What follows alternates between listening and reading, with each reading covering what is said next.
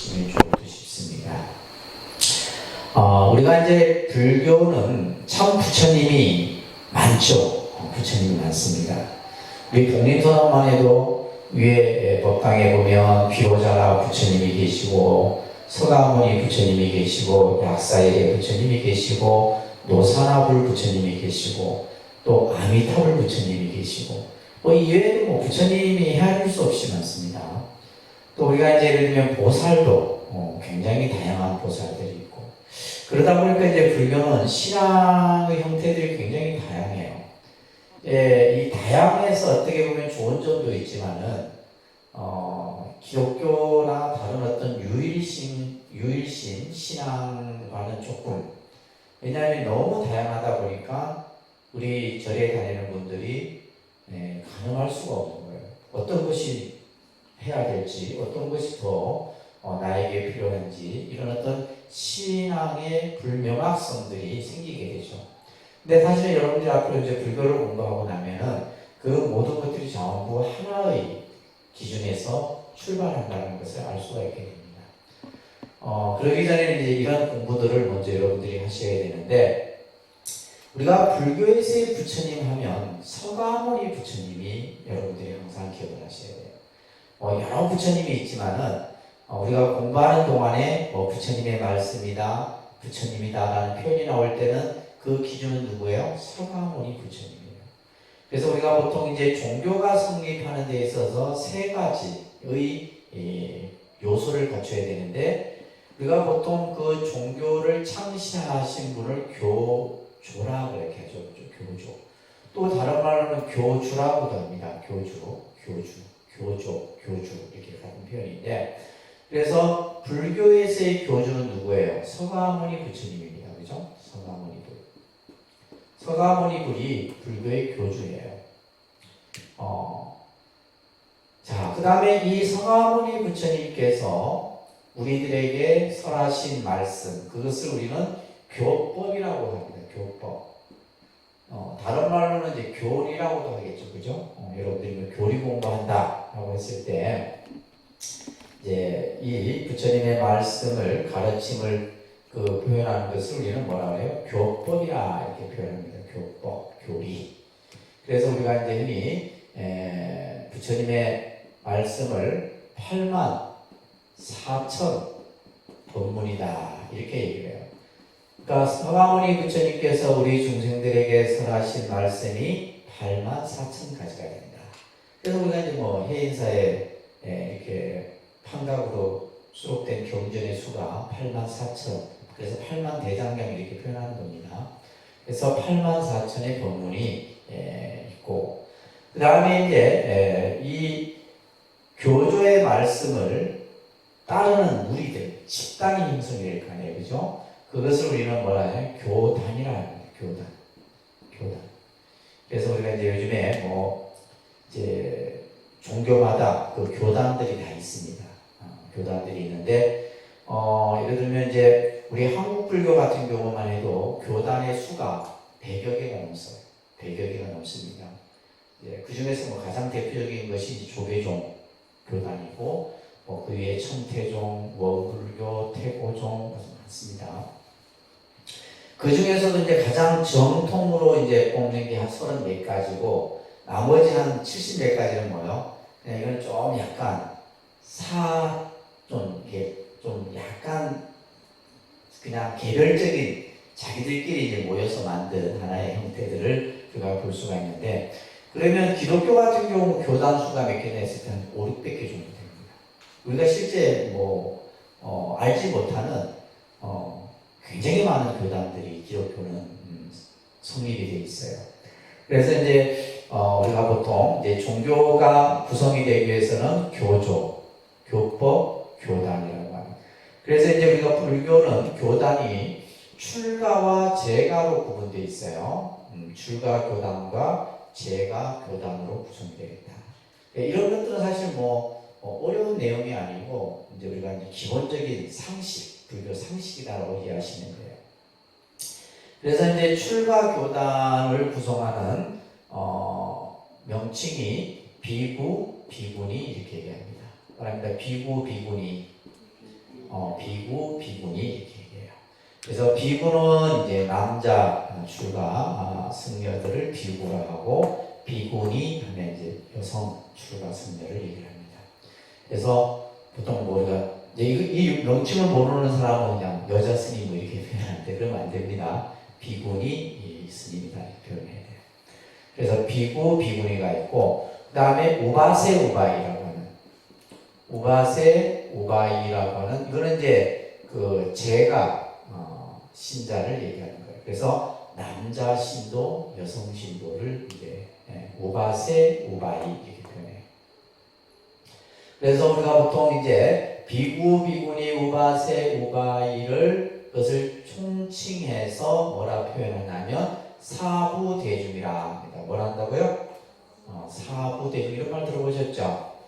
불교에서 이제 흔히 이제 사부대중이라는 것을 다 같이 표현하는데 바로 이 사부대중이 불교에서의 교단을 지칭하는 표현이에요.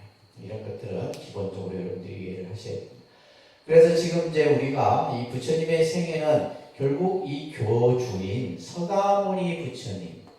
그러니까 이 서가모니 부처님은 신화적 인물도 아니고 그죠? 가상의 인물도 아닙니다. 이 서가모니 부처님이라는 부처님은 인류 역사상 그죠? 현존했던 위대한 성인이다 이 말이에요. 그래서 우리가 보통 이제 뭐 세계 4대 성자 가운데 우리가 예를 들면 서가모니 부처님, 소크라테스, 예수 그리스도 이런 분들이 들어가잖아요, 그죠? 그래서 이분의 삶을 우리가 명확하게 이해하는 것이 중요합니다. 자, 우리가 이제 이 서가모니 부처님은 인도에서 출생을 하십니다, 그죠? 인도에서 출생을 하시게 되는데 사실은 이제 우리가 위대한 성자들, 위대한 분들의 그러한 어떤 삶을 기록해 놓은 것을 정기라 그러죠. 정기. 옛날에는 우리가 이제 참 보면 이게 위대한 분들의 어떤 정기를 많이 읽고 했었어요. 그래서 초등학교 때 이제 링컨이든 이순신이든 그죠? 많은 그런 분들의 정기를 요즘 이제 우리 아이들 같은 경우는 그런 걸 안 읽죠. 안 읽는데 이 서가모니 부처님의 생애를 우리가 공부하기 전에 먼저 중요한 것을 여러분들이 먼저 이해를 하셔야 되는데 첫째는 어떠한 위대한 분의 삶을 우리가 들여다보기 위해서는 세 가지 측면을 먼저 이해를 해야 돼요. 하나는 뭐냐면 신화적 요소라는 것이 있어요. 신화적 요소. 신화적 요소라고 하는 것은 뭐냐면 서가모니 부처님이 2600년 전에 인도에서 출현하셨다는 거예요. 그러면 2600년 전에 인도의 문화, 그 당시의 여러 가지의 설화 이런 것들이 부처님의 생애 속에는 수록이 되어 있는 거예요. 신화적 요소. 그러니까 대표적인 것이 보통 우리가 신화적 요소 하면 뭐와 관련된 거예요? 신과 관련된 거죠.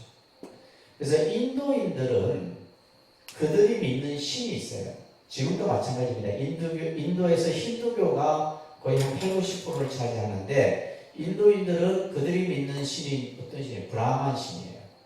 그것을 우리가 흔히 말하는 범천신이라고 합니다. 그래서 인도인들은 이 세상을 누가 창조했느냐? 브라만이라고 하는 범천이 이 세상을 창조했더라고요. 그러니까 쉽게 말해서 기독교인들이 많은 하나님하고 다릅니다. 그러니까 예를 들면 우리가 인도인들의 인구가 한 11억 정도 되는데 그들이 믿는 신은 브라만이라고 하는 범천신이에요. 그래서 인도인들은 보면 이 신을 중심으로 한 여러 가지 설화적인 이야기들이 많이 내려와요. 실질적으로 신들에 대한 얘기가 굉장히 많습니다. 그래서 부처님의 삶 속에는 그런 요소들.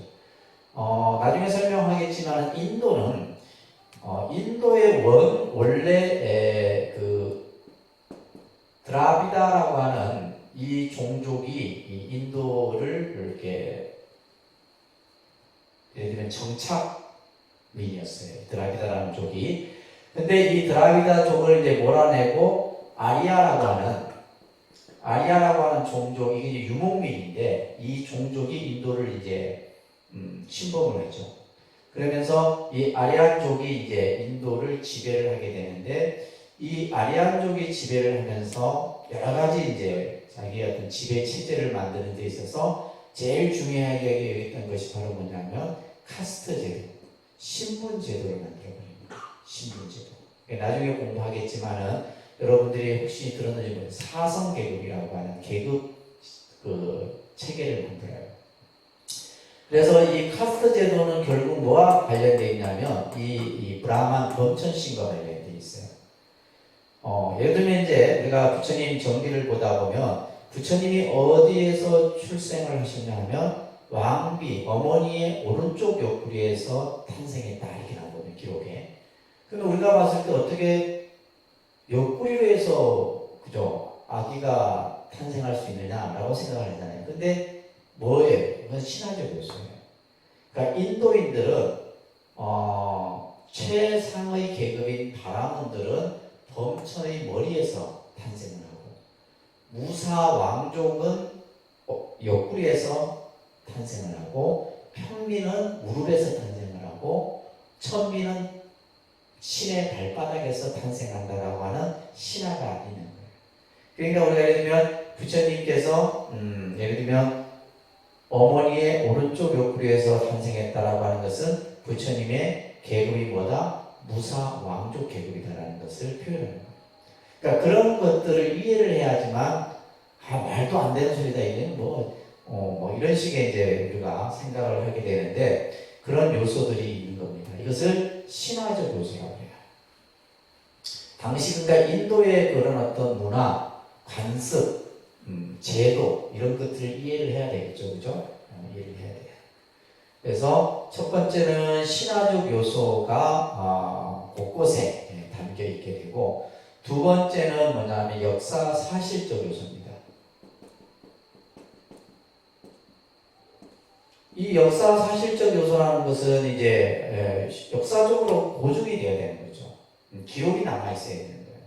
그러면 부처님이 과연 인류 역사의 어떤 기록에서 존재했던 인물이냐라고 했을 때 우리가 기본적으로 그것을 볼 수 있는 것이 뭐예요? 유적이겠죠, 유적. 근데 이제 나중에 우리가 이제 그림에서도 보게 될 텐데 인도를 최초로 통일했던 왕이 아쇼카 왕이라는 왕이에요. 이 아쇼카 왕은 인도 역사에서 중요한 인물입니다. 왜냐하면 인도를 그 넓은 영토를 전쟁을 통해 갖고 인도를 전부 통일을 합니다. 한 나라로 통일을 한 왕이 아쇼카 왕이에요. 이 아쇼카 왕이 나중에는 이제 불교의 귀의를 합니다. 불교의 귀의를 해서 자신이 이제 귀의를 하고 나서 뭘 했냐면 여러 가지 이제 제도를 만들고 하는 가운데 부처님의 각각의 유적지마다 석주를 세워요. 그걸 아쇼카왕 석주라고 그러는데 이 아쇼카왕 석주를 부처님 탄생지에도 세우고 부처님이 처음 설법을 한 그 장소에도 세우고 열반하신 곳에도 세우고 어떤 기록에 있는 그런 곳마다 이 아쇼카왕의 석주가 다 세워져요. 그러니까 이 아쇼카 왕은 부처님이 열반하신 후 약 한 200년, 300년 후의 인물인데, 그러니까 이 왕이 이제 그런 석주들을 세우고 나서 수천 년이 지나서, 그죠? 지나서, 예를 들면 이제 역사학자들이 그런 이 아쇼카 왕 석주를 발굴하게 되죠. 그러면 이곳이 부처님의 탄생지다, 열반지다라는 것을 역사적으로, 사실적으로 이제 그것을 고증을 하게 되는 거죠. 그래서 그런 이제 우리가 역사 사실적 요소들이 있고 그 다음에 이제 중요한 것이 뭐냐면 종교 신비적 요소예요. 그러니까 우리가 뭐 예수 그리스도 마찬가지고 부처님도 마찬가지고 공자도 마찬가지예요. 그분의 삶의 기록은 전부 그분들이 돌아가시고 나서 다 만들어집니다. 공자도 마찬가지고 예수도 마찬가지고 부처님도 마찬가지예요. 그러다 보니까 이제 그런 어떤 그 종교의 성자들에게 있어서는 종교가 가지고 있는 가장 중요한 특징이 뭐냐면 신비주의예요. 신비주의입니다. 그래서 사람들이 종교에 관심을 갖는 거예요. 그러니까 다시 말해서 우리가 과학이나 논리적으로 이해할 수, 그것을 말로 표현할 수 없는 것들이 있어요. 그러니까 종교마다 이런 요소들이 있습니다. 예를 들면 부처님의 탄생에 대한 설화라든지 또 또 예를 들면 부처님의 여러 가지 기적이라든지 예수의 성경에도 보면 예수의 이적이라든지 이런 것들이 많이 보이죠. 예를 들면 우리가 그런 거예요. 예를 들면 예수님이 부활을 했다. 그럼 부활을 어떻게 증명할 거냐? 그건 증명의 개념이 아니에요. 부활했으니까 부활했다라고 하는 것에 대한 뭐예요?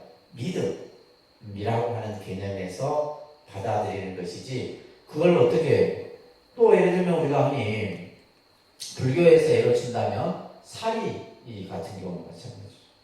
예를 들면 이제 우리가 사리하면 부처님의 사리도 있고 또 수행을 아주 그냥 높은 수행력을 가진 분들이 마지막 보이신 그런 어떤 사리의 형태가 있고 근데 과학은 뭐냐면 이런 걸 자꾸 검증을 하려고 하죠. 도대체 그것이 어떻게 해서 이루어져 있고 그 성분이 뭐고 근데 그거는 뭐예요? 그래서 우리가 흔히 이제 이 종교가 발생이 되고 종교가 이렇게 쭉 전개되는 과정 속에서 과학과 굉장히 충돌을 합니다.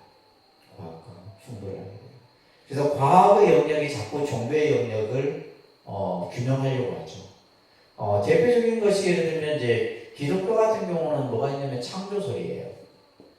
창조설, 아까 부활의 개념 이런 것들도. 그러면 창조라고 하는 것은 예를 들면 기독교 신앙에서는 하나님이 이 세상을 창조했다. 근데 과학자들은 그걸 어떻게 규명하냐면, 그러면 생명이 창조되는 것은 요즘에 이제 우리가 흔히 말하는 여러 가지 예를 들면 세포에 대한 연구라든지 그죠? 예전에 여러분들 기억나세요? 황우석 박사 줄기세포 이런 부분들. 그 당시에도 보면 엄청나게 우리나라에 시끄러웠던 사건이죠, 그죠? 그러면 줄기세포 같은 경우는 지금도 각 세계마다 연구가 되고 있어요. 그러니까 줄기세포를 반대했던 가장 큰 이유는 뭐냐면 생명이라고 하는 것은 신만이 창조하는데 과학이 새로운 생명을 만들어낸다. 그러니까 이제 예를 들면 기독교나 카톨릭에서는 그것은 반대. 불교는 뭐요? 찬성. 그게 종교마다 그게 달라요.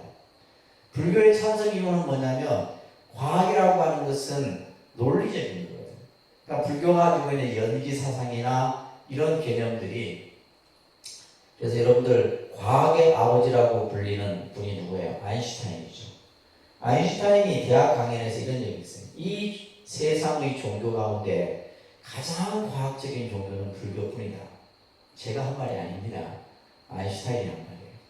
그러니까 우리가 예를 들면 불교라고 하는 이 사상 속에 어떻게 보면 그래서 불교는 보면 과학적인 영역, 윤리적인 영역, 어떤 문화적인 영역 이런 여러 가지의 내용들이 포함되어 있는 겁니다.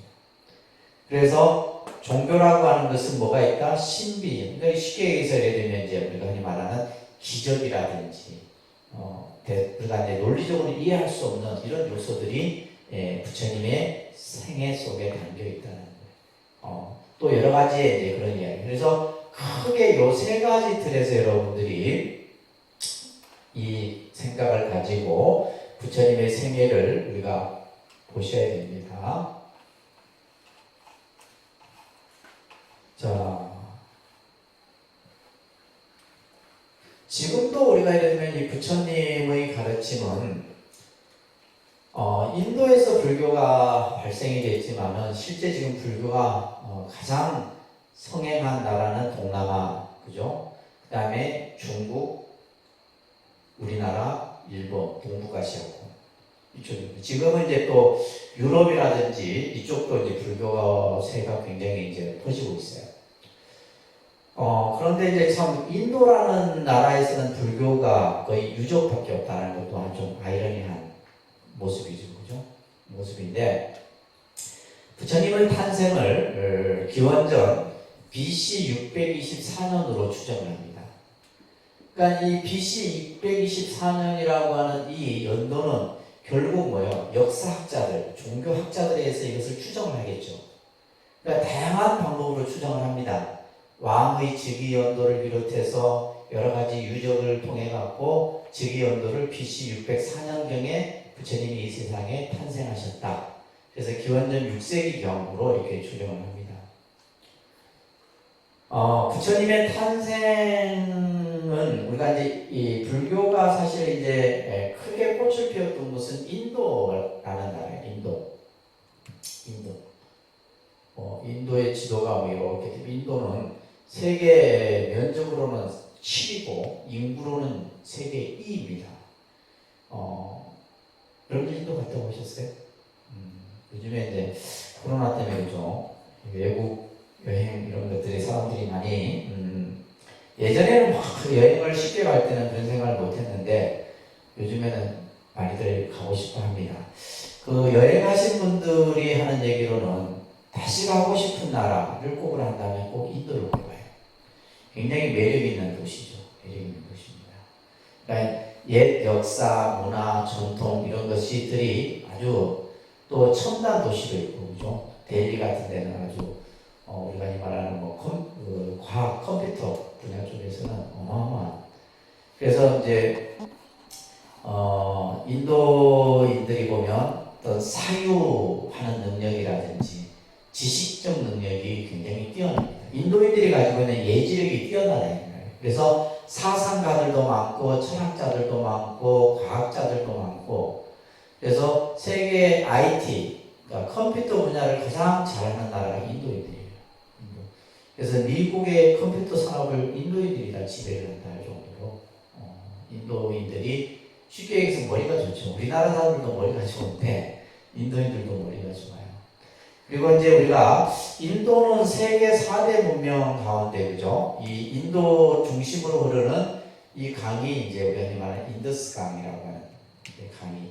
그래서 강을 중심으로 해서 문명이 발생이 되는데 이 인더스 문명은 굉장히 오래 거의 BC 3, 4천 년 전에 이 문명이 발생이 되게 되죠.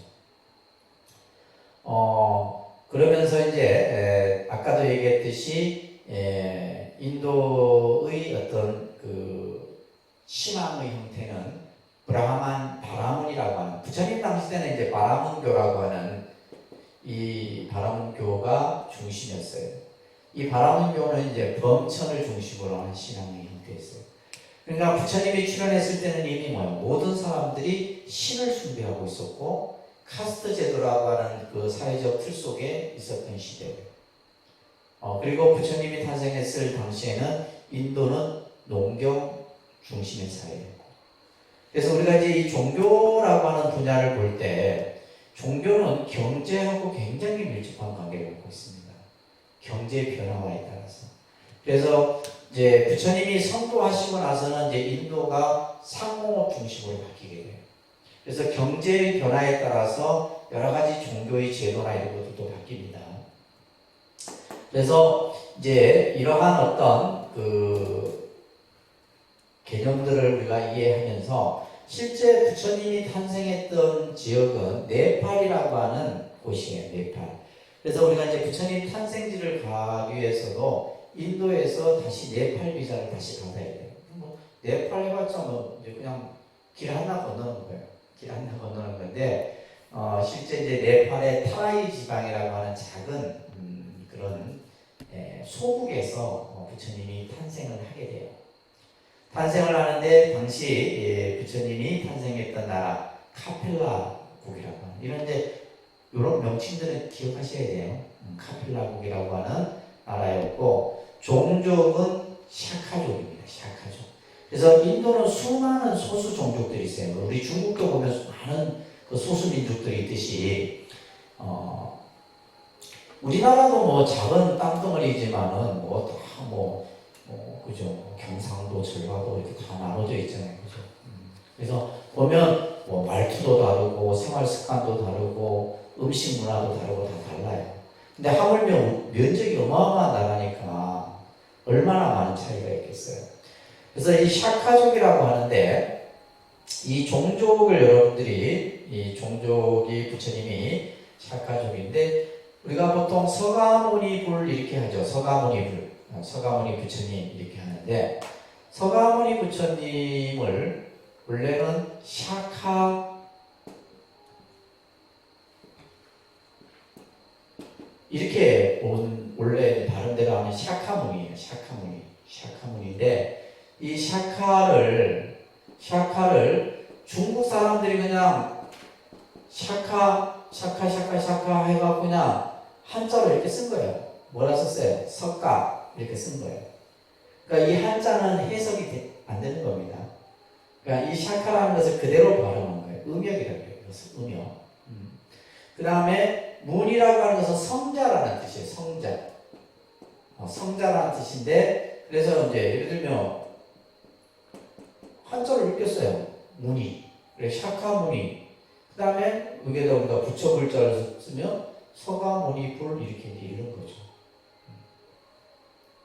이렇게 이제 그 어휘들이 만들어집니다. 그래서 우리가 보통 서가모니 부처님은 뭐냐면 샤카족의 성자이신 부처님 이런 뜻이에요. 이게 꼭 기억하세요. 우리가 서가모니 부처님은 샤카족의 성자이신 부처님이다. 이렇게 이제 명칭이 만들어지게 되는데, 그래서 부처님의 종족은 샤카족, 태양의 자손이라는 뜻을 가지고 있어요. 왕은 수도다. 수도다. 이것을 정방왕이라고 이렇게 불려지고, 왕비는 마야 왕비. 우리가 줄여서 뭐라 그래요? 마야 부인이다. 그래서 이런 것들은 이제 우리가 기본 불교 상식을 이야기할 때 여러분들이 꼭, 왜냐하면 부처님의 어머니, 부처님의 아버지 이런 걸 우리는 기억은 해야죠, 그죠? 예를 들면 우리가 예수의 어머니인 마리아를 기억하듯이 이 정도는 우리가 기억을 해야 됩니다. 자, 이런 어떤 그 아버지와 어머니. 근데 이 나라는 왕자가 없었어요. 그래서 왕자를 대를 이을, 왕위를 이을 왕자를 늘 이렇게 바랬는데, 이제 왕자가 탄생하게 되는데, 자, 여기에서 우리는 중요한 사실을 또 공부를 해야 돼요. 이거는 이제 아주 중요한 개념입니다. 이 개념을 잘 이해를 하셔야 돼요. 우리가 이제 종교라고 하는 것은 여러 가지 분야를 함께 여러분들이 이해를 해야 돼요. 어떤 한 단면만 가지고는 이해가 안 됩니다. 우리가 보통 이제 시간이라고 하는 개념은 우리가 크게 현재, 과거의 시간, 현재라고 하는 시간과 미래라고 하는 그죠? 시간을 얘기합니다. 그래서 과거, 현재, 미래. 여러분들이 독립선언 오기 전에 1시간 전은 뭐요? 이미 여러분들에게는 과거의 시간이었어요. 지금 여러분들이 이 설법전에 앉아있는 것은 현재의 시간이고, 또 1시간 후는 뭐요? 앞으로 다가올 미래의 시간이에요. 근데 중요한 것은 이 현재라고 하는 이 시간은 이 과거의 시간과 미래의 시간이 단절되어 있는 것이 아니라 연결되어 있다는 사실이 중요해요. 이것이 중요한 개념입니다.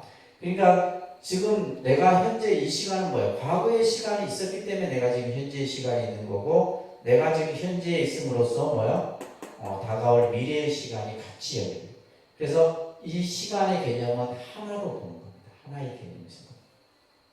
마찬가지로 우리가 이제 생을 시간적 관점으로 설명을 할 때, 과거의 생은 뭐라 그래요? 우리가 전생이라고 합니다.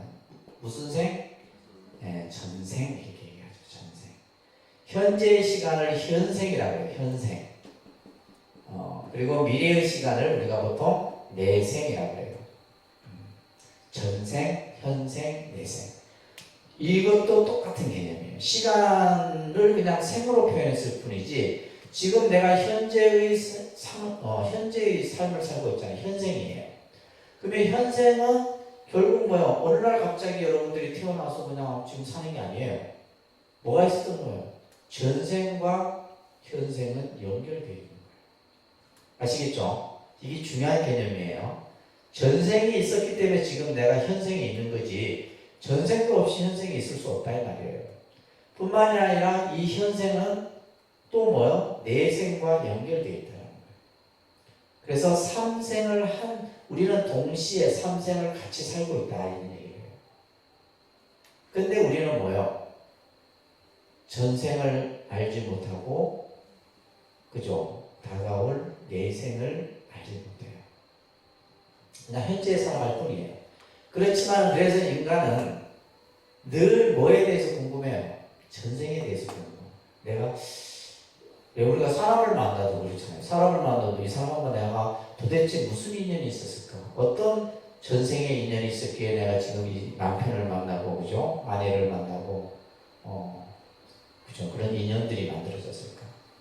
그리고 또 예를 들면 내가 현생을 살고 죽고 나서 다음 생은 또 어떻게 될 건가? 그래서 여기에서 종교는 출발을 하는 거예요. 모든 종교는. 근데 중요한 거는 서양의 종교는 내생과 미래의 시간은 얘기를 하는데 이걸 얘기를 안 해요. 그래서 이제 우리가 서양 종교는 이생을 얘기하는 종교라 하고 동양의 불교는 삼생을 동시에 설명하는 종교다 얘기를 해요. 그래서 예를 들면 이제 우리가 서가모니 부처님도 마찬가지예요. 이 세상에 2600년 전에 우리와 똑같은 인간의 몸을 받기 전에 뭐요? 전생의 삶이 있었다는 거예요. 전생의 삶. 그것을 이제 이 전생의 삶을 설명하는 경전이 본생담이라고 하는 경전이 있어요. 본생담. 이걸 다른 말로는 자타카라고 해요. 자타카라고 하는 경전에 그 분류가 있습니다. 그러니까 이 자타카를 보게 되면 전부 부처님의 전생 얘기가 서려져요. 전생에 어떻게 수행을 했고, 어떻게 보살행을 닦았고, 어떻게 수행을 공덕을 지었고 이런 얘기들이 쭉 나와요. 이런 얘기들이 쭉 나옵니다. 그래서 근데 이제 우리 불교는 보면 기독교는 그 무게 중심이 어디에 있냐면 여기에 있어요. 기독교는. 다시 말해서 그들이 얘기하는 건 뭐예요? 천당에 가는 거거든. 천당. 내가 죽고 나서 하늘 나라에 가는 거예요. 근데 불교는 그게 아닙니다. 불교도 예를 들면 뭐 죽고 나서 극락을 얘기하고 하지만 그런 개념은 그냥 일편적인 단편적인 얘기고 불교의 무게중심은 어디에 있냐? 현재에 있어요. 현재. 이게 아주 기독교하고 불교의 큰 차이점입니다. 불교도 뭐 사후에 대해서 얘기를 하고 내세에 대해서 얘기를 하지만은 중심은 뭐다? 현재. 그래서 이제 부처님 당시 때도 제자들이 이거에 대해서 늘 궁금했어요. 전생과 내생에 대해서. 그 물음에 대해서 부처님이 경전에서 이런 얘기를 합니다. 전생을 알고자 하느냐? 전생을 알고자 하느냐? 지금 네가 살고 있는 현생의 모습을 보면 알 수 있다. 지금 여러분들이 사는 모습이 뭐예요? 전생의 모습이에요. 전생, 아까 얘기했지만 현생이랑 전생과 이어진 거기 때문에. 그 다음에 내생을 알고자 하느냐? 다음 생이 어떻게 될까? 현생에 네가 살아가는 행위를 보면 알 수 있다. 여러분들이 현재 지금 어떻게 살아가느냐를 보면 다음 생, 내생을 알 수 있다. 이런 말이 경전에서 서려져요. 그래서 우리가 예를 들면 수천 년 전에도 사람들은 전생과 또 뭐예요? 내생에 대해서 늘 관심을 가졌던 거예요. 그리고 종교는 그러한 여러분들이 궁금해하는 부분에 대해서 뭐예요? 그죠? 미래에 대해서 또 내생에 대해서 얘기를 하는 거예요. 모든 종교가 그렇습니다. 그런데 이제 불교는 뭐냐면 이 미래와 내생보다는 어디에 현재의 내 삶에 포커스가 있다는 거 꼭 명심하시면서 자 여기에서 이제 지금 교재에 보시게 되면 이제 이 마야 왕비가 이제 태몽을 꾸는 이야기가 나와요. 태몽을 꾸는데 그 옆에 여러분들 보시면 도솔레이상이라는 말이 있어요. 그러니까 도솔레이상. 도솔레이상이라고 하는 그래서 우리가 부처님의 이 삶을 8개의 그림으로 표현하는데 그것을 팔상도라고 해요. 팔상도라 하는데 그 팔상도의 첫 번째 장면이 도솔레이상이에요. 지금 여기 화면에 나와 있는 잠깐 스크린 화면을 보시면 이 연못이 이제 시다르타 왕자가 부처님이 이제 출생하셨던 목욕을 하셨던 자리예요. 그리고 이 흰 지금 건물인데 이게 이제 마하마야 왕비 그 이제 이 안에 이제 부처님의 여러 가지 이제 그 탄생의 흔적들이 기록되어 있습니다. 자, 여기 이제 룬비니 동산이에요. 룬비니 동산.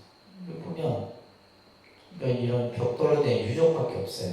유적 아무것도 없습니다. 아무것도 없고 지금 여기 이제 아까 우리 봤던 거죠. 연못에 보리수 나무가 이렇게 있고, 요게 지금 보면 막 색깔로 된 여러 이제 뭐 이게 근데 그 티베트 그 불교 신자들이 이런 데 이제 부처님 성지마다 이걸 막 이렇게 쭉 달아놓고 그렇죠. 그리고 이제 그 다음에 중요한 그림이 이 룬비니 동산의 요 석주, 이게 아까 제가 얘기했던 뭐요? 아쇼카 왕의 석주예요. 그래서 이 석주에 보면 이곳이 부처님 탄생지라고 하는 것이 딱 그 당시에 글자로 표현되어 있어요. 그래서 이런 것들은 전부 어떻게 보면 땅속에 묻혀져 있었던 것인데, 인도가 영국 식민지 지배를 당합니다. 우리가 일제 식민지 지배를 당하듯이. 그래서 영국의 탐험가들이나 이런 사람들에 의해서 이런 유적들이 발굴이 되게 돼요. 그래서 지금 이제 룬비니 동산에 원래는 요 위에 뭐가 있냐면 사자의 모양이 있어요. 그래서 인도 화폐에도 보면 이 아쇼카왕 석주가 그려져 있습니다. 인도 화폐에. 이 인도인들이 굉장히 중요하게 여기는 이 석주들이에요. 그래서 이 룬비니 동산에 아쇼카왕의 석주가 그려져 있는데, 자, 우리가 교재에 보듯이 이제 전생의 얘기가 서려져요. 그래서 이 전생의 얘기가 어떻게 서려지냐면, 우리는 좀 간단하게 서려지는데, 서가모니 부처님이 이 세상에 탄생하기 전에 저 도솔천이라고 하는 천상세계에 계셨어요. 천상세계에 계시면서 이제 내가 중생을 제도하기 위해서, 중생의 괴로움을 구제하기 위해서 다시 인간의 몸을 의탁해야 되는데 어디로 의탁할 것인가, 이렇게 생각하던 중에 이제 이 정반왕과 마야왕비를 택하게 되는 거예요. 그래서 이제 이 저 도솔천에서부터 내려오는 그림이 뭐냐면, 흰 코끼리를 타고 6상하의 그 상하를 가진 흰 코끼리를 타고 내려오는 모습, 이게 도솔레이산이에요. 근데 이제 그 꿈을 누가 꿔요? 마야 부인이 태몽으로 꾸게 되는 거예요. 태몽으로 꾸면서 이제 이 마야 왕비가 삼기를 느끼고 이제 왕자를 출생하기 위해서, 당시 풍습은 친정에 가서 출산을 하게 되어 있는데, 그 출산을 하러 가기 전에 룬비니 동산이라고 하는 아까 그 동산에서 잠시 휴식을 취하던 중에 무수나무 가지를 잡아요. 잡는 순간에 왕자가 오른쪽 옆구리로 출산했다. 아까 오른쪽 옆구리는 뭐라고 했어요? 왕자의 출신 성분이 왕족 출신이다 라는 것을 신화적으로, 그러니까 이 얘기를 앞에 제가 설명을 안 드렸으면 어떻게 생명이 오른쪽 옆구리로 그냥 갑자기 쑥 나오냐, 이렇게 생각할 수 있잖아요. 그렇게 이해하시면 안 됩니다. 그래서 왕자가 탄생하게 되는데, 그 탄생의 모습을 비람강생상이라 합니다. 비람강생상. 이 팔상성도는 외우셔야 돼요. 도솔레이상, 비람강생상, 삼원유가상, 유성출가상, 술선수로상, 이렇게 다 외우셔야 돼요. 그래서 비람강생상인데, 자, 여기에서 또 하나 이제 우리는 중요한 사실을 공부해야 돼요. 어떤 거냐면, 자, 경전에 보면 부처님의 탄생에 대한 얘기들이 여러 경전에서 설해집니다. 그 당시의 모습들이 쭉 설해져요. 부처님이 탄생하시자마자 이 탄생한 어린 왕자가 동쪽으로 동서남북 사방을 7걸음을 걸으면서, 그죠? 한 손은 하늘을 가리키고 한 손은 땅을 가리키면서 이 개송을 외쳤다. 천상천하유아 독종 일체계고 아담한지다. 말이 돼요, 안 돼요? 말이 안 되는 거지. 상식적으로 봤을 때 무슨 아기가 탄생하자마자 무슨 걷기는 어떻게 걸을 것이며, 그죠? 쓰기도 힘든데. 근데 이거는 뭘 우리에게 얘기를 하느냐면, 앞으로 불교라는 종교가 가지고 있는 가치, 이념을 지금 얘기하는 거예요. 그래서 자, 한번 보세요. 바랍니다. 천상천하, 유아독존, 일체계고, 아담안지. 자, 천상천하 유아독존이라고 하는 것은 하늘이 하늘 아래 내 홀로 존귀하다. 이런 해석으로도 하면 그런 해석이에요. 여기에서 이 천상천하 유아독존에 담겨있는 뜻은 뭐예요? 생명의 존엄의 가치에 대한 얘기를 하는 거예요. 생명 존엄. 생명의 존엄. 그래서 불교가 가지고 있는 가장 가치의 이념이 뭐냐? 생명 존중 사상이에요. 이거 꼭 기억하셔야 됩니다. 불교라는 종교가 가지고 있는, 그러니까 불교라는 종교는 앞으로 이러한 가치 이념을 가지고 모든 것을 만들어 간다. 그 기본이 바로 뭐다? 생명 존중 사상이에요. 지금 우리가 살고 있는 21세기에 가장 필요한 것이 이거죠. 생명이라고 하는 것은 예를 들면 뭐 인간만이 위대하고 아니에요. 모든 생명. 예를 들면 미물에 이르기까지 자연, 동식물 할 것 없이. 결국 지금 우리가 예를 들면 코로나라고 하는 이런 지금 바이러스의 고통을 당하는 것도 결국 뭐예요? 생명을 가벼이 여긴 인간의 과거로 보는 거예요. 실제 그거는 뭐 과학에서도 얘기를 하는 거예요. 인간이 너무 막 인간 위주의 삶을 살았던 거죠. 그래서 이제 우리가 흔히 말하는 인류학자들이 세계의 이러한 여러 가지 환경, 오염, 이런 문제를 해결할 수 있는 대안은 뭐밖에 없다? 불교의 사상밖에 없다. 이런 얘기를 하는 거예요. 그러니까 여러분들이 알고 있는 불교하고는 하늘과 땅입니다. 여러분들 그 아마존 사이트 있죠, 아마존이 예전에는 책만 이렇게 그 사이트를 외국 책을 이렇게 구입해서 요즘에는 뭐 쇼핑까지 다 할 수 있는데 하루에 아마존 사이트에서 영어로 발간되는 불교책이 어마어마합니다. 우리가 영어를 못 봐서 그렇지. 그 말은 뭐예요? 세계의 예를 들면 학자들이 불교의 사상을 가지고 많은 어떤 연구들을 해내고 있다는 거예요. 그래서 이제 21세기의 우리가 살아가는 사회적인 대안을 그 문제를 해결하는데 불교라는 종교를 꼽는 것이 바로 불교가 가지고 있는 이 사상이에요. 생명 존중 사상. 그래서 모든 것은 그렇기 때문에 여러분들 자 보세요. 우리가 이제 종교인으로서 뭐 출가자건 재가자건 여러분들이 나중에 기회를 받습니다. 그죠? 기독교는 십계명을 받죠. 그 사람은 십계명을 자기 목숨처럼 지킵니다. 우리 불자들은 뭐 받아놓고도 뭔지도 모르고 우리 현실인데, 여러분들 뭐 신도오게 받고 불명 받잖아요. 그러면 그거는 목숨처럼 지켜야 되는데 우리 불자들은 그런 의식이 없어요. 그래서 기독교인들의 십계명의 제1계가 뭐예요? 나 외에는 어떤 누구에게도 전하지 말라. 그 사람들은 그걸 목숨처럼 지킵니다. 그래서 자기 부모에게도 절 안 하잖아요. 돌아가신 부모에게도 절 안 합니다. 그게 뭐냐면 제1계 십계명 때문에 그래요. 그런데 불교의 제1계는 뭐냐? 불살생이에요. 모든 생명을 보다 함부로 죽이지 말아라. 생명을 존엄과 가치로서 대하라고 하는 것이 불교의 제1명제예요. 아시겠죠? 그래서 이 천상천하 유아독존이라는 말은 생명의 자기 존엄, 모든 생명은 다 존귀하고, 그렇기 때문에 이제 나중에 부처님이 이제 나중에 깨달음을 얻고 나서 제일 먼저 했던 것이 뭐냐면 카스트 제도를, 신분 제도를 이것을 인정하지 않습니다. 이거 엄청난 거예요. 카스트 제도를 부처님은 인정하지 않아요.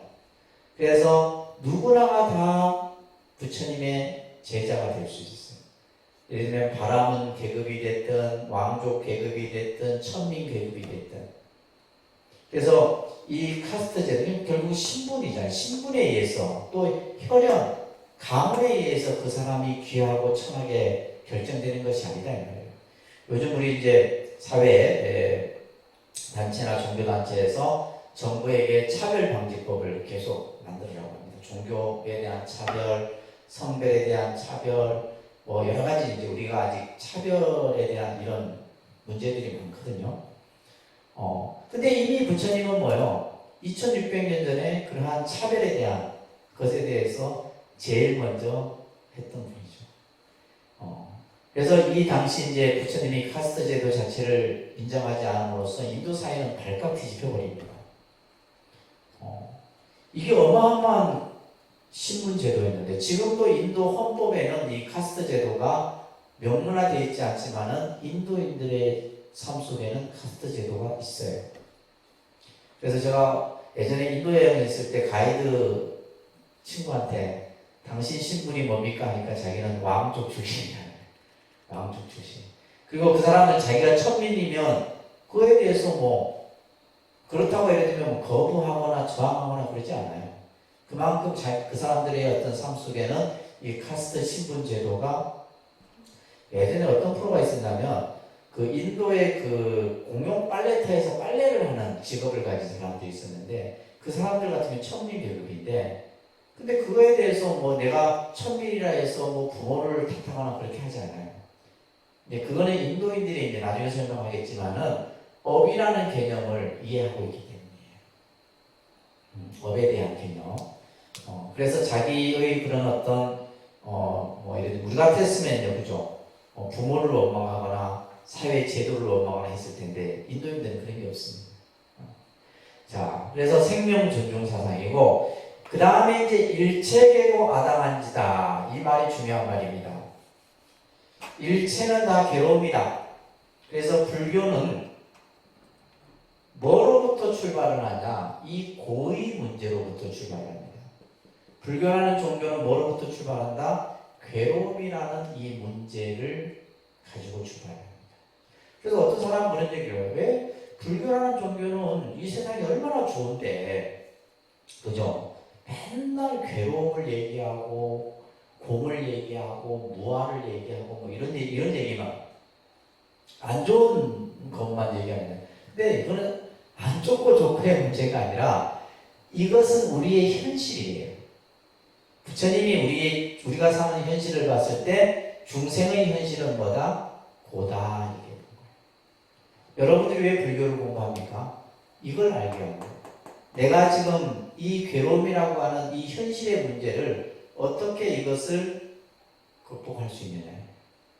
그래서 이제 이것을 하나의 단어로 우리가 이제 불교에서 많이 하죠. 이런 말 들어보셨나 모르겠어요. 이고등락이라는 말 들어보셨죠? 이고등락. 불교는 어떤 종교냐라고 했을 때 이고등락의 가르침이다. 이렇게 얘기해도 틀린다고 합니다. 괴로움으로부터 벗어나서 그죠? 영원한 행복을 얻는 가르침이 불교다. 이렇게 얘기를 하는 거예요. 그래서 고의 문제로부터 출발합니다. 괴로움의 문제. 그래서 부처님은 모든 게 다 괴로움이라고 본 거예요. 그래서 태어나는 것도 고요, 병들고 늙고 죽어가는 것도 고다. 이 세상에 고 아님이 없어요. 괴로움 아님이 없다 이 말이에요. 그러니까 여러분들이 맨날 요즘 하는 말이 뭐예요? 힘들어 죽겠다. 뭐 그죠? 못 살겠다. 그래서 우리는 뭐야? 배고파 죽겠고 배불러도 배불러 죽겠고 더워도 더워 죽겠고 그죠? 다 죽겠다는 소리밖에. 그러니까 죽겠다라는 게 뭐냐면 힘들다라는 것이 괴로움이라는 뜻이에요. 힘이 든다 이런 뜻이에요. 그래서 이 고를 인도 말로는 듀카 이렇게 얘기해요. 듀카라는 뜻을 이제 번역하면 힘이 든다 이런 뜻이에요. 저도 이제 사실 그 말을 자주 좀 해요. 힘들다. 근데 힘들다까지는 하면 되는데 이게 말의 습관이 돼갖고 힘들어 죽겠다는 말을 빼야 돼 사실. 그게 안 좋은 거예요. 아시겠죠? 여러분들도 그냥 힘들다 이렇게 해야 되는데 힘들어 죽겠다. 더워 죽겠다. 그냥 피곤해 죽겠다. 이렇게 하잖아요. 죽겠다는 말을 쓰면 돼요. 그래서 고의 문제로부터 불교는 출발을 해서 결국 일체를 전부 부처님께서는 뭐요? 편안하게. 그래서 행복이라고 하는 것을 우리 독림선언 밑에 있는 카페가 수카죠, 수카. 아까 듀카는 고라는 뜻이고 수카는 뭐예요? 행복이라는 뜻이에요. 인도 말입니다. 수카바라는 행복이라는 뜻이에요. 그래서 불교라는 종교는 요 두 가지, 생명의 존중과 괴로움의 문제로부터 어떻게 벗어날 수 있는가. 이것이 불교예요. 근데 부처님이 탄생해서 이것을 얘기했다라고 하는 것은 앞으로 불교라는 종교는 이것을 가치 이념으로 삼는다. 이것을 드러내는 겁니다. 이거 꼭 기억하세요. 자, 이제 왕자가 탄생하고 나서 이제 그 나라에 아시타라고 하는 선인이 왕자의 관상을 보게 돼요. 관상을 보게 되는데 이 아시타 선인이 관상을 보고 나서 눈물을 흘립니다. 눈물을 흘려요. 옆에 있던 부왕이 왕자에게 뭐 안 좋은 관상의 조짐이 있는가 싶어서 걱정스럽게 묻죠.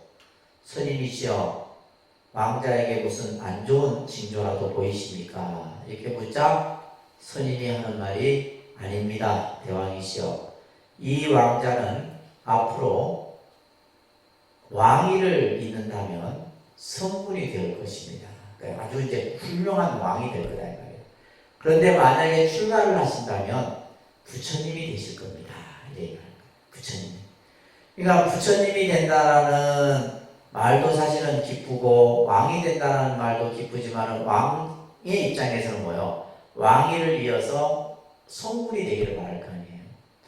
그래서 이제 이 아시타 선인의 얘기를 듣게 되는데 우리가 이제 부처님의 상을 이렇게 30 이상 80조라는 말을 합니다. 32가지의 모습과 80가지의 세부적인 그러한 아주 좋은, 그래서 여러분들 가장 좋은 상호가 어떤 상호인지 아세요? 저 사람 상호가 참 좋다. 그냥 쉽게 얘기하면 인상이 참 좋다. 어떤 인상이 가장 좋은 인상이에요? 가장 좋은 인상은 한 번 봤는데 자꾸 보고 싶은 사람이 있어요. 한 번 봤는데 자꾸 그 사람이 보고 싶어. 그 상호가 좋은 인상이에요. 한 번 봤는데 저 사람 딱 보기 싫어. 딱 그냥 첫 순간 보는 순간에 이미 막 그냥 오 만지겠다. 그러면 그 사람은 안 좋은 인상이에요. 근데 이제 사실 이 상호는 관상이라고 하는 것은 옛날 분들이 관상은 곧 신상이다 이런 말을 해요. 우리가 지금 여러분들 얼굴에 나타난 상은 뭐예요? 내 마음의 상이 그대로 나타난 겁니다. 그래서 여러분들 마음을 잘 쓰면 얼굴의 상도 변해요. 그러니까 예를 들면 수행을 하잖아요. 수행을 하면 얼굴이 변합니다. 여러분 성형수술 안 해도 돼요. 사실. 내가 수행만 잘하고 예를 들면 기도면 기도, 명상이면 명상 수행이든 모든 어떤 수행이든 간에 내가 수행을 통해서 내 얼굴이 바뀌어요. 그래서 스님들이 간혹 이제 공부를 하고 온 스님들한테 이런 얘기를 해요. 스님 얼굴이 많이 좋아지셨습니다. 몇 개월 전보다 지금이 훨씬 좋아져 보인다. 이건 뭐예요? 그 스님은 수행을 많이 했다. 그래서 얼굴에 보면 맑은 기운이 있고 아주 좋은 상호의 모습이 그대로 나타나요. 그러니까 상호는 계속 뭐 하는 거예요? 바뀌는 거죠. 여러분들 화가 난 얼굴 한번 봐보세요. 여러분들 화가 막 나 있는 상태에 거울에 비친 여러분들 모습 보세요. 보기 싫습니다. 근데 여러분들이 평온하고 행복한 여러분들의 얼굴 모습 보세요. 보는데도 그죠? 자기 자신도 행복한 거예요. 그래서 상호는 여러분들 마음에 따라서 그 상호의 모습이 나타납니다. 자, 그런데 이제 이 태자가 태어나서 닷새 날이 됐을 때 이름을 짓는데 이름이 시달타. 우리는 보통 시다르타 이렇게 얘기해요. 시달타. 여러분들 유명한 소설 헤르만 헤세가 지은 시다르타라는 책이 있어요. 우리 밑에 카페에도 있는데 명저입니다. 명저. 헤르만 헤세 유명한 작가잖아요. 그죠? 헤르만 헤세가 부처님의 삶을 그 소설로 만든 책인데 시다르타예요. 시다르타. 그래서 이 시다르타라는 뜻은 모든 것이 뜻대로 이루어진다. 이런 이제 이름의 뜻을 가지고 있습니다. 앞으로는 이제 부처님이 성도하기 전까지는 제가 이제 시다르타 태자라는 이름으로 여러분들에게 설명을 드릴 거예요. 그런데 왕자가 시다르타가 태자가 태어나자 일주일 만에 어머니가 돌아가세요. 근데 실제 그러니까 태자는 뭐냐, 어머니 얼굴도 모르고 성장을 하게 되죠. 근데 이 어머니의 죽음이 태자에게 엄청난 충격을 준 거예요. 나중에 이제 나이를 성장해 가면서 그래서 양모인 이모에게 이모인 마하파자 이 파티에게 이제 양육이 되어지죠. 이모가 됩니다.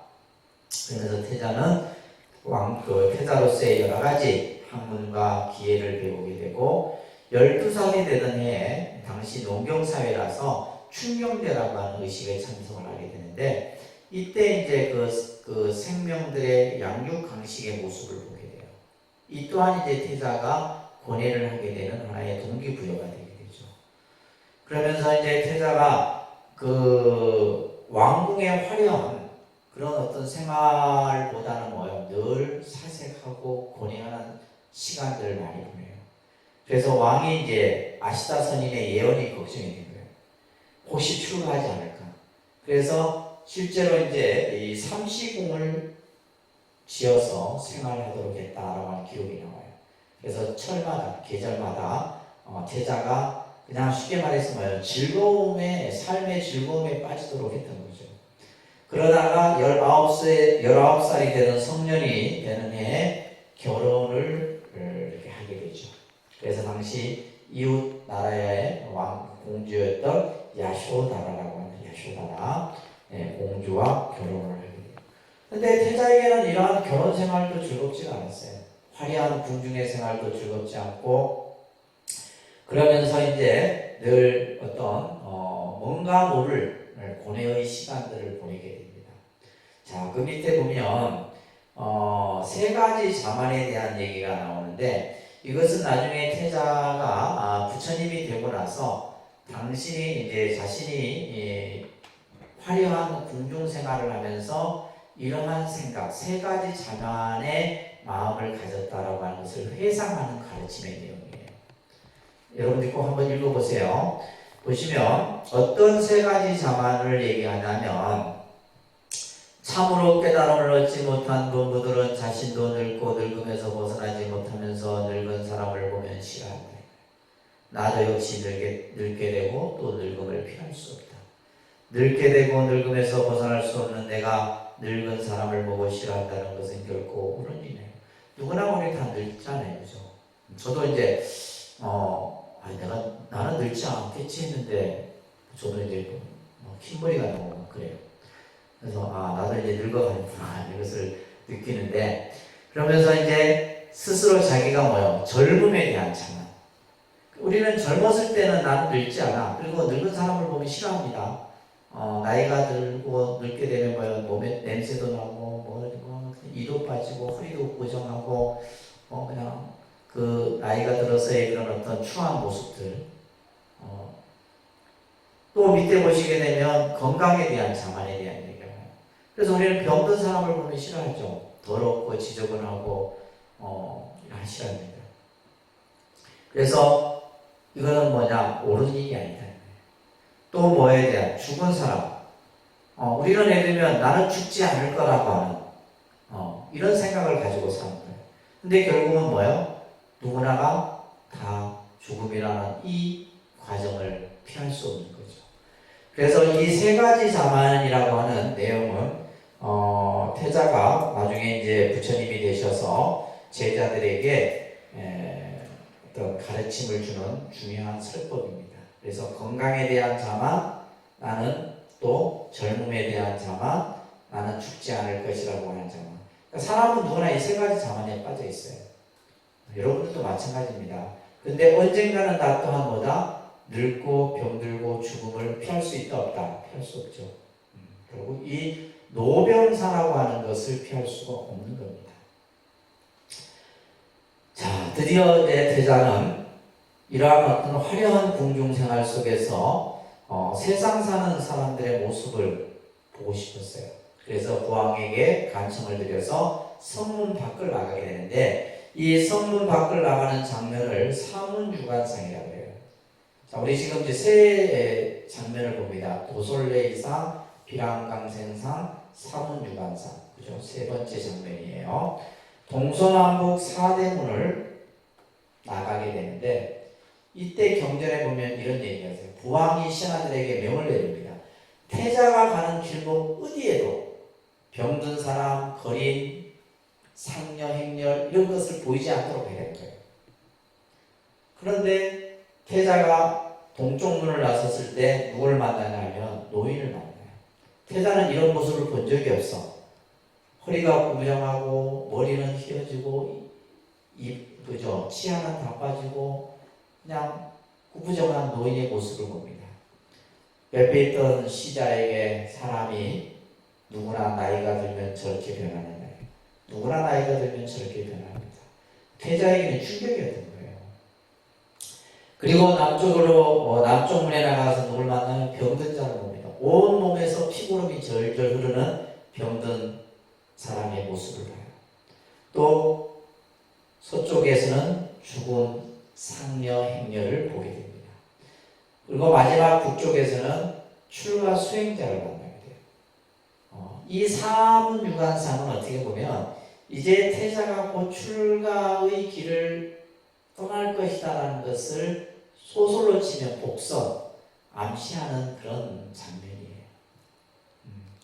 아시겠죠? 그래서 이 사문유관상의 내용을 우리가 보면서 자, 그 밑에 한번 부처님의 경전의 말씀을 같이 한번 여러분들 눈으로 같이 보시면서 사실 이런 것들은 여러분들이 자꾸 이제 외우셔야 돼요. 이런. 어떻게 보면 교인들은 그렇게 성경 구조들을 잘 외우는지 몰라. 그죠? 우리 불자들은 부처님의 말씀을 외우는 게 별로 없어요. 기껏해야 아재 바라아재 이 정도지. 수리 마 수리 사라 이런 거 정도. 안 돼. 이런 부처님 말씀들을 여러분들이 자꾸 접하고 하셔야 됩니다. 궁중의 영화도 건강한 이 육신도 사람들이 부러워하는 이 젊음도 결국 나에게 무엇을 가져올 것인가? 그죠? 우리에게 이제 이것 젊음, 건강, 어떤 세상의 즐거움 이런 것들이 과연 나에게 무엇을 가져올 것이냐 이 말이에요. 결국 나는 병들고 언젠가는 늙어 죽음을 면할 수 없다. 젊음을 자랑하며 건강을 자랑하며 생존을 자랑하는 일은 적어도 생각 깊은 사람들에게는 무의미한 일이 아닐 수 없다. 그렇죠? 세상에 어리석은 사람들은 자기 자신이 병들고 죽으며 또 늙고 병들고 죽는 것을 피할 수 없는 몸인 줄 알지 못한다. 그래서 우리 어리석은 사람들은 예를 들면 내가 영원히 건강할 줄 알고 영원히 젊음이 유지될 줄 알고 나는 죽지 않을 거라고 생각을 합니다. 그러면서 우리는 남의 늙음과 병듦과 죽음을 보고 웃고 있구나. 제가 이제 이 경문은 20대 때 출가했을 때 내가 이 구절을 봤었거든요. 굉장히 저에게 크게 다가왔던 구절이에요. 이 구절이. 그래서 이 부처님의 말씀처럼 결국 우리는 어느 순간 결국 예를 들면 지금 우리 젊은 거사님들도 계시고 한데 결국 눈 깜짝할 사이에 그 시간이 지나가 버린 거예요. 순간. 그러니까 제가 예전에는 저 같은 경우는 좀 20대 때 출가를 해서 사실은 이제 다른 스님들보다 뭐랄까 좀 빠를 거라 생각했거든요. 빠르다는 개념은 나는 이제 예를 들면 일찍 출가를 해서 이제 예를 들면 전통 교육도 받고 현대 교육도 받고 주지도 하고 뭐도 하고 했는데 나중에 보니까 똑같아. 예를 들면 5, 6년 빠르고 늦고는 이건 시간의 차이도 아니야. 똑같이 늙어가고 똑같이 나이 들어가고 똑같이 나이 들어서 병 들어가고 하는 거예요. 그렇다고 우리가 예를 들면 죽음이라는 것도 그죠? 며칠 전에는 제 아는 후배 스님이 나이가 49밖에 안 됐는데 갑자기 뇌출혈로 어제 돌아가셨어요. 한순간이에요. 우리가 예를 들면 80 산다, 100세를 산다 이거는 그냥 우리가 하는 얘기고 언제 그 죽음이 나에게 닥칠 줄 모르고 또 병의 고통이 언제 나에게 닥칠 줄 모르는 거예요.